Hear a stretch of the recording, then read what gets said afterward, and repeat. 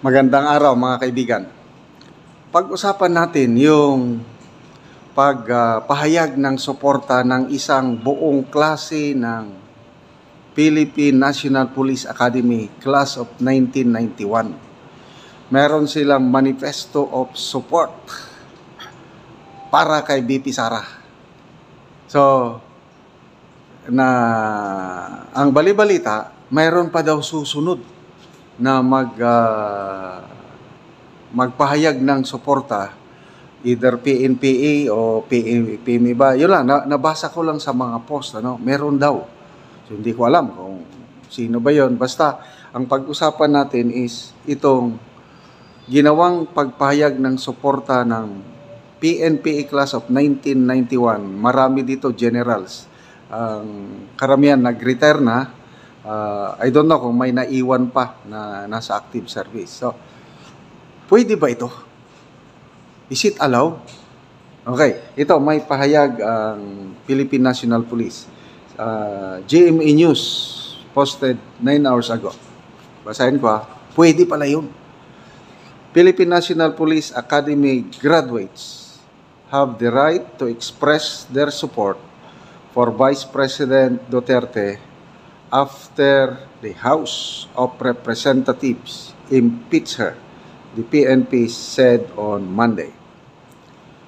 PNP spokesperson Police Brigadier General Jane Fajardo made the remarks after the PNPA Class of 1991 expressed unwavering support for Duterte, calling her impeachment a blatant form of political persecution meant to harass her office and tarnish her reputation. Okay? So, I think February 6 yung date ng statement of support ng PMA Class of 1991. Hindi ko kaagad iblinag ito kay baka fake news. Alam niyo na, madaling gumawa ng ganun, tapos i-publish. Yun pala, hindi totoo. But this one is post naman ng GMA at in-acknowledge na ng PNP spokesperson na pwede. Ayun, totoo pala. So, ulitin ko yung nababasa kong mga post is meron pa daw susunod. So, galing ba sa PNPA class? Galing ba sa PMA? I don't know. Ulitin ko, ang PNPA Class of 1991, by this time, karamihan sa kanila, retired na. At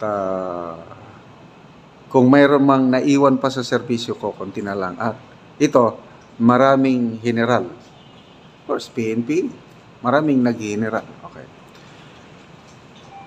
So, I don't know. Sa PME naman, as a whole, yung Philippine Military Academy Alumni Association Incorporated, bago lang sila nagpahayag. Mayroon na silang decision as an association. Marami yan. Both active and retired, yung PMMA. Nag-decide na sila as an association of PMAers na magsalita na, makialam na, lalabanan nila ang korupsyon na nangyayari sa gobyerno. So, to me, ngayon lang nangyayari ito na itong mga PMAers, yung Philippine Military Academy Alumni Association, yung nagiging active, nagiging vocal na nagpapahayag ng kanilang sentimento sa nangyayaring korupsyon. Okay, let's see yung budget 2025. Nako, I think sa harapan 2025 si ex-Senator Lacson, PMA Class of 1991. Siya na rin nagsabi na most corrupt budget in history na nakita niya, mangled o na-chop-chop yung National Expenditure Program requested by this administration, nawala, napalitan. Talagang. At ito, sinigundahan ni ex-Senate President Franklin Drilon. parehas sila ng sinasabi na worst, most corrupt budget in history. Dalawang legislators na ang nagsasabi. Pabayaan na natin si Professor Cielo Magno kasi si Professor Cielo Magno ang unang nag-describe niya na most corrupt. Yung pala, wala na, medyo alanganin na si Professor Cielo Magno. Ito na ang ating benchmark. Lacson is a candidate of administration sa senatorial slate. Although sinabi niya, independent ako. So hindi nila mahawakan sa si Lacson. Very strong yung kanyang statement na most corrupt. Kaya sinasabi ni Attorney Vic Rodriguez na diversionary tactics itong ginawa nilang impeachment. Yung inakyat na sa Senado ang impeachment, diversionary tactics para mailihis ang atensyon ng taong bayan sa real issue, itong blank BICAM report. Okay? So, anyway, na-file na yung petition, gumugulong na, I think, last 3 days o last 2 days na lang ang naiiwan doon sa deadline na ibinigay ng Supreme Court for the House of Representatives and House of Representatives at Senado at ang Executive Secretary's Office to comment. Ayan na. Kailangan sagutin nila ang issue. Okay. Yun din, kahapon, malaking development ito. Grupo ng Citizens Crime Watch, non-government organization, sinamahan Congressman Pantaleon Alvarez, Attorney Jamie Bundok at iba pa, nagsampa na ng kaso,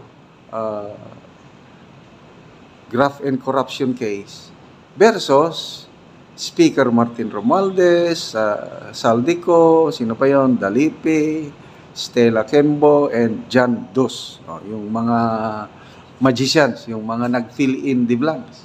So, these are all exciting developments sa political situation sa ating bansa. Na, kung isuma total mo, is talaga, yun na, talamak na ang korupsyon. Hindi na makatiis ang mga men and women in uniform, lalo na yung mga active, yung mga retired. Ang active, hindi sila pwedeng magsalita. Naintindihan natin yan. Okay. So, mga kaibigan, salamat sa inyong palaging panonood. Dahil sa inyo, nakakatulong tayo sa tribong Talaantig sa Bukidnon. Tumutulong tayo sa kanilang housing project. Namimigay tayo ng libreng yero at pako at livelihood assistance, Lakatan Plantation. Tinutulungan natin sila. Panoorin nyo ang video na ito na kasama kayo sa pagtulong.